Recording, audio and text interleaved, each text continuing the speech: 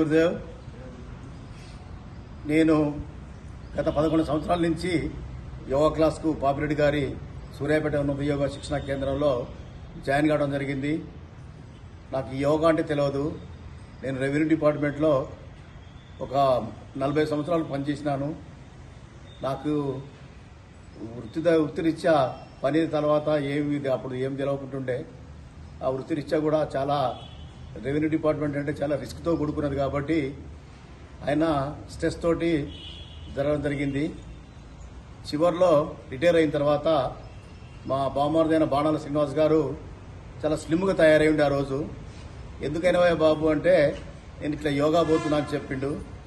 ఇక నాకు కూడా అదేవిధంగా నేను కూడా వస్తా అని చెప్పని వారి అడుగుజాడలు నడవడం జరిగింది.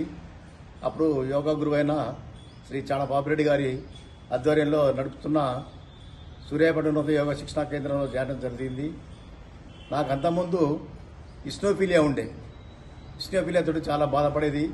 చలికాలం కానీ వర్షాకాలం కానీ బయటికి పోకుండా ఆ తర్వాత చన్నీళ్ళ స్నానం తప్ప వేడి నీళ్ళు స్నానం చేసేది. చన్నీళ్ళు చేయకపోయేది. అసలుకే ఏమాత్రం డస్ట్ ఇచ్చినా ఈ పిండి మిల్లులో పోయినా కారం మిల్లు దగ్గర కొద్దిసేపు ఉన్నా కానీ అసలే పడకపోయేది. అట్లాంటిది యోగా క్లాస్లో జాయిన్ అయిన తర్వాత నా లోపల అటువంటి ఏమి లేకుండా చాలా యాక్టివ్గా ఉన్నాను ఇప్పుడు. ఆ తర్వాత ప్రతిరోజు కూడా యోగాకి రావడం జరుగుద్ది. యోగాని మర్చిపోయేది లేదు. దాంతోపాటు మేము చేస్తున్న సమయంలో రామలింగేశ్వర టాకీస్ దగ్గర మా క్లాస్ ఉండేది అంతకుముందు. అక్కడ ప్రతిరోజు లేడీసే 40 మంది వచ్చేవాళ్ళు, జెంట్స్ ఒక 40 మంది వచ్చేవాళ్ళు. ఒక బిల్డింగ్ సరిపోక 2 బిల్డింగ్ల మీద చేసేవాళ్ళం. అలాంటి యోగా కరోనా రావటం వల్ల ఇలా జరిగిపోయింది. ఇప్పుడు చాలామంది కూడా ఇప్పుడిప్పుడే పుంజుకుంటున్నారు. యోగా వల్ల చాలా ఉపయోగాలు ఉంటాయి. యోగా వల్ల ఆరోగ్యం, స్ట్రెస్ ఉండకుండా చాలా యాక్టివ్గా మనం చేసే ప్రతిది కూడా ఈరోజు చేసే కార్యక్రమం రేపు ఉండదు, రేపు చేసే కార్యక్రమం ఎల్లుండి ఉండదు. కాబట్టి ప్రతి బాడీ కూడా యాక్టివ్ అయింది. ప్రతి పార్ట్ కూడా యాక్టివ్తో పాటు మనం చేసుకున్నంత మహాదేవ అని ప్రతిరోజు చేస్తే ఏ విధమైన జబ్బులు కానీ రెసిడెన్స్ పవర్ కానీ పెరిగి మనకు చాలా ఆహ్లాదంగా ఉత్తేజంగా ఉంటాం. దానితోడు ప్రతి ఒక్కరు కూడా ఇన్ని సంవత్సరాల సర్వీస్లో నాకు చెప్పడం ఏంటంటే మా ఆరోగ్యం బాగుందని చెప్పినారే తప్ప నేను యోగా రావడం వల్ల నాకు ఎప్పుడు కూడా ఆరోగ్యం బాగాలేదు, నేను చాలా ఇబ్బందులు పడుతున్నాను చెప్పిన వాళ్ళు ఇంతవరకు లేరు.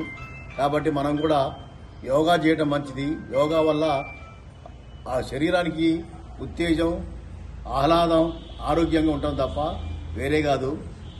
ప్రతి మనిషికి కూడా ఎన్నో పనులుంటాయి. పనులు లేని వాళ్ళు ఎవరుండరు. రాత్రి 11ంటికి నేను 12ంటికి హైదరాబాద్ నుంచి వచ్చినా కానీ 4 గంటలు లేచి యోగాకు వస్తా.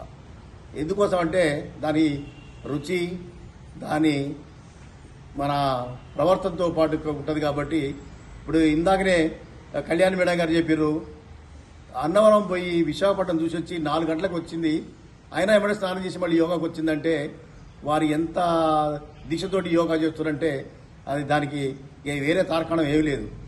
యోగా వల్ల ఉపయోగాలు ఉన్నాయి కాబట్టి వాళ్ళు అట్లా ప్రవర్తిస్తున్నారు. నేను కూడా యోగా వల్ల ఉపయోగాలు ఉండటం వల్లే నేను ప్రతిరోజు నాకు శాయశక్తులు చేస్తాను. అందరితో చేసినట్టు 20 ఏళ్ళు 30 ఏళ్ళ కుర్రోడు చేసినట్టు నేను చేయలేను. నా వయం 68.